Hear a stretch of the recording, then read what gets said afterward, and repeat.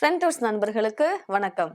இப்போ நம்ம எக்ஸாம் எழுத போறோம்னா, ஹால் டிக்கெட் கண்டிப்பா முக்கியம். இதே ஓட்டு போட போறோம்னா, ஓட்டர் ஐடி இது மாரி டாக்குமெண்ட் முக்கியம்.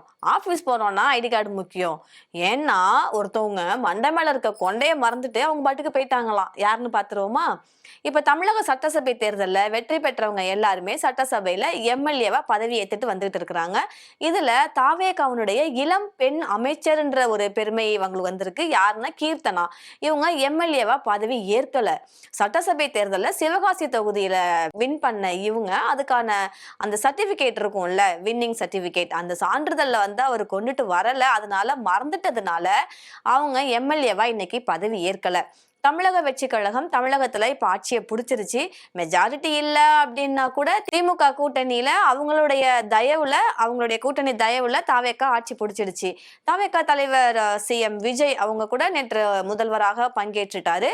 அவரோட சேர்ந்து ஒரு 9 பேர் வந்து அமைச்சர்களா ஆயிட்டாங்க. அதுல கீர்த்தனா அப்படின்றவங்களும் ஒருத்தவங்க. அதற்கப்புறமா தற்காலிக சபாநாயகரா யார் வந்திருக்காங்கன்னா சோழவந்தான் தாவேக்காவுடைய எம்எல்ஏ கருப்பையா வந்து தேர்வு செய்யப்பட்டிருக்காரு. இவங்க தலைமையில 17வது தமிழக சட்டமன்றத்துடைய முதல் அமர்வு இப்ப வந்து தொடங்கி இருக்குது. அப்படி இருக்கும்போது தேர்தல்ல வெற்றி பெற்றவங்க எல்லாருமே எம்எல்ஏவா சட்டசபையில பதவியேற்று வந்துகிட்டு இருக்காங்க. ஃபர்ஸ்ட் வந்து முதல்வர் விஜய் வந்து பெரம்பூர் சட்டசபை தொகுதி எம்எல்ஏவா பதவியேற்றுட்டாரு.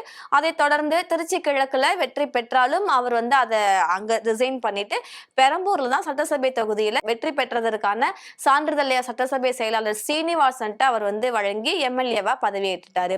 அதற்கப்புறம் ஒவ்வொரு அமைச்சர்களும் வரிசையா அவங்களுடைய சட்டசபை தொகுதிகளில் வெற்றி பெற்றதற்கான சான்றிதழ் எல்லாம் கொடுத்து எம்எல்ஏவா பதவியேற்றுட்டு வந்துட்டு இருக்காங்க. அமைச்சர்களுடைய வரிசையில கடைசியா கீர்த்தனா வந்து அழைக்கப்பட்டிருக்காங்க. ஸ்ரீனிவாசன் அவங்க பேரை சொல்லி கூப்பிட்டிருக்காங்க. ஆனா அவரு பதவியேற்க வரல. இது வந்து எல்லாருக்குமே ஒரு சந்தேகத்தை வந்து ஏற்படுத்துனுச்சு.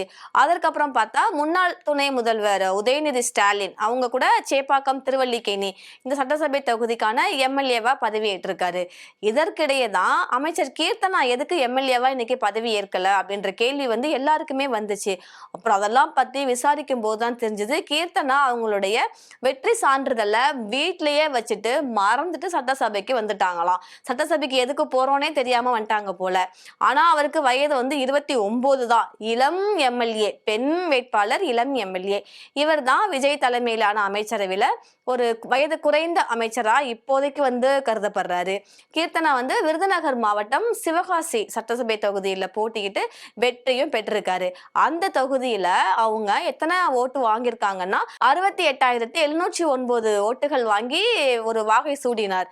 அவரை எதிர்த்து காங்கிரஸ் வேட்பாளர் அசோகன் அவங்க வந்து 57,000 ஓட்டுகள் வாங்கினாங்க.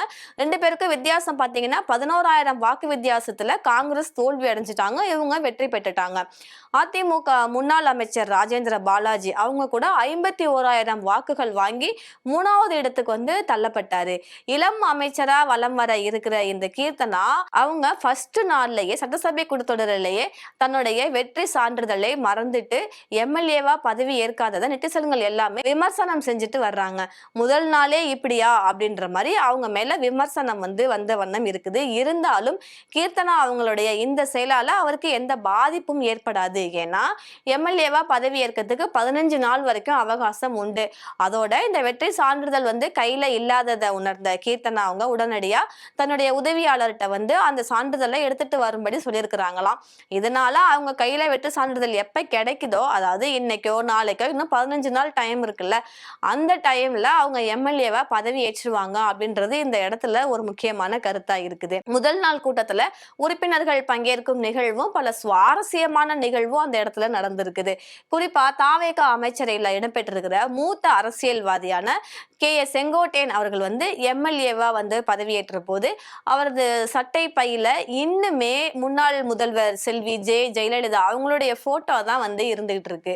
தமிழ்நாடு முதல்வராக விஜய் நேற்றைய தினம் பதவி ஏத்துட்டாரு. இருந்தாலும் அதை தொடர்ந்து 17வது சட்டப்பேரவையோட சட்டசபையுடைய முதல் கூட்டத்தொடர் வந்து இன்னைக்கு கூடி இருக்கு.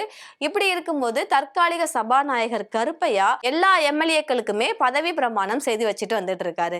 ஃபர்ஸ்ட் முதல்வர் விஜய் அவங்க உறுதிமொழி ஏற்றுட்டு அதற்கப்புறம் அதை தொடர்ந்து அமைச்சர்கள் எல்லாருமே, எதிர்க்கட்சி தலைவர்கள், மாஜி முதல்வர்கள் இவங்க எல்லாருமே வந்து உறுதிமொழி ஏற்றுட்டு வந்துட்டு இருக்காங்க. இதுல பல சுவாரஸ்ய நிகழ்வுகளும் நடந்துச்சு.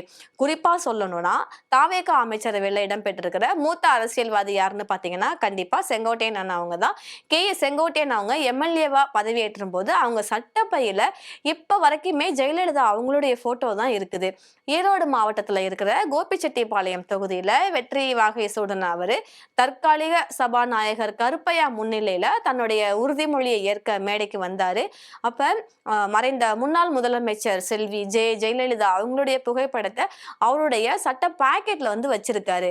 அதிமுகவுல என்னதான் பல தசாப்தங்களாக அந்த ஜெயலலிதா அம்மாவிற்கு ரொம்பவே நெருக்கமான தளபதியா வலம் வந்துட்டு இருக்கிறது செங்கோட்டையன் அண்ணன். கடந்த ஆண்டுதான் வந்து அவர் தாவேகாவுல தன்னை வந்து இணைத்துக் கொண்டார். செங்கோல்ல விஜய்க்கு கொடுத்தாரு நம்ம பார்த்தோம். அப்ப விஜயோடைய அமைச்சரவையில முக்கிய பொறுப்புல அவர் இருந்தாலும் ஜெயலலிதாவின் மீது இருக்கிற விசுவாசத்தை இந்த பதவியேற்பின் மூலமா அவர் வந்து வெளிக்காட்டி இருக்காரு. தமிழக சட்டசபையுடைய 17வது கூட்டத்தொடர் தொடங்கிய நிலையில முதல்வர் விஜய் அவரு கூட கோட் ஷூட்ல வந்து அந்த பிளேஸ்ல அந்த இருக்கையில அமர்ந்திருக்காரு. அவருக்கு அடுத்த இடம் யாருக்குன்னு பாத்தீங்கன்னா அவருடைய தளபதியா கருதப்படுற புஷி ஆனந்துக்கு தான் அடுத்த இடம் கொடுத்திருக்காரு. அதாவது திமுக ஆட்சியில துரைமுருகன் சார் அவங்க உட்கார்ந்து இருந்தாங்கல்ல அந்த இடம் இப்ப புஷி ஆனந்த் அவங்களுக்கு வந்து வழங்கப்பட்டிருக்கு. அவருக்கு அடுத்ததாக யாருன்னா ஆதவ் அர்ஜுனா, அதற்கப்புறம் அருண்ராஜ், செங்கோட்டையன், நிர்மல்குமார், வெங்கட்ரமணன் இது மாதிரி வந்து இடம் எல்லாருக்கும் வந்து வழங்கியிருக்காங்க. எதிர்கட்சி தலைவர் உதயநிதி அவங்களுக்கு முதலமைச்சருக்கு எதிரே உள்ள சீட்ல உட்கார்ந்துருக்காங்க. இந்த கூட்டம் இப்ப தற்காலிக சபாநாயகரா இருக்கக்கூடிய கருப்பையா அவங்க தலைமையில வந்து கூடி இருக்குது. இப்ப ஒவ்வொரு எம்எல்ஏக்களா பதவி ஏற்றுட்டு வந்துகிட்டு இருக்கிறாங்க. ஃபர்ஸ்ட் பெரம்பூர் தொகுதியினுடைய எம்எல்ஏவா முதல்வர் விஜய் அவங்க வந்து பதவி ஏற்றிருக்காங்க. அதற்கப்புறமா அமைச்சர்கள் எல்லாமே பதவி ஏற்றுட்டு வந்துட்டு இருக்காங்க. இப்ப அமைச்சர்களுக்கு மட்டுமே ஒதுக்கீடு செய்யப்பட்டு மற்ற உறுப்பினர்களுக்கு சபாநாயகர் வந்து தேர்வு செய்யப்பட்டதும் அவர் ஒதுக்கீடு செய்வார் அப்படின்ற மாதிரி தற்காலிக சபாநாயகர் கருப்பையா அவர் வந்து தெரிவிச்சிருக்காரு. சோ எல்லாருக்குமே வந்து பதவி கொடுத்தாச்சு. ஒரே ஒரு எம்எல்ஏ அதாவது பெண் எம்எல்ஏ ஒருத்தர் தான் அவங்க இதுல இருக்கிறாங்க. அதுவும் இளம் வயது எம்எல்ஏ அப்படின்லாம் வந்து நிறைய பாராட்டுகள் வந்து அவர் பெற்றிருந்தாங்க.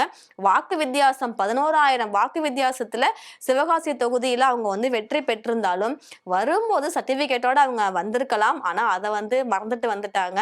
இப்ப வந்து அவங்க உதவியாளர் எடுக்க போயிருக்காங்க. அவங்க எப்ப வருவாங்களோ அதுக்குள்ள வந்து அவங்க சர்டிபிகேட்டை கொடுத்துட்டு பதவி பிரமாணத்தை அவங்க ஏத்துப்பாங்க அப்படின்னு நம்ம நினைக்கிறோம். அது இன்னைக்கோ நாளைக்கோ இன்னும் டைம் இருக்கும். ஆனா இது ஒரு பிரச்சனை இல்லை. ஏன்னா 15 நாட்கள் வந்து டைம் இருக்கு. 15 நாட்களுக்குள்ள அவங்க சான்றிதழை கொடுத்துட்டாங்க அப்படின்னா அவங்களுக்கு வந்து பதவி பிரமாணம் வந்து மறுபடியும் செஞ்சு வச்சிருப்பாங்க. ஆனா இதற்கப்புறமாவது அவங்க கொஞ்சம் உஷாரா இருக்கணும். ஏன்னா முதல் நாள் சட்டசபை இன்னைக்கு கூடி இருக்கு 17வது சட்டசபை. ஃபர்ஸ்ட் நாள்லயே இவங்க இப்படி சொதப்பிட்டாங்க அப்படின்னா ஃபர்ஸ்ட் டே அவங்க தொகுதிக்கு நலத்திட்டங்கள் எதனா செய்யும் போது சொதப்பல் எதுவும் வராம இருக்கணும் அப்படின்ற மாதிரி மக்களுடைய விமர்சனம்லாம் இருக்குது. நம்ம நெட்டிசன்கள்லாம் வந்து யாரு என்ன பண்ணுவா, யாரு ட்ரோல்ல மாட்டுவா அப்படின்ற மாதிரி காத்துக்கிட்டு இருப்பாங்க. கண்டிப்பா கழுகு மாதிரி வந்து கண்டென்ட்டுக்காக காத்துக்கிட்டு இருப்பாங்க. ஒண்ணு கிடைச்சாலும் எல்லாரும் ஆளுக்கு பாதி பாதியா வந்து எடுத்துப்பாங்க. அப்படி இருக்கும்போது இவங்க தன்னுடைய வெற்றி பெற்ற சான்றிதழையே மறந்துட்டு வீட்டுல வச்சுட்டு வந்த விஷயம் வந்து இப்ப ட்ரோலா மாறிக்கிட்டு வருது. சோ இத பத்தி நீங்க என்ன நினைக்கிறீங்கன்றத எங்களுக்கு கமெண்ட் செக்ஷன்ல சொல்லிட்டு போங்க.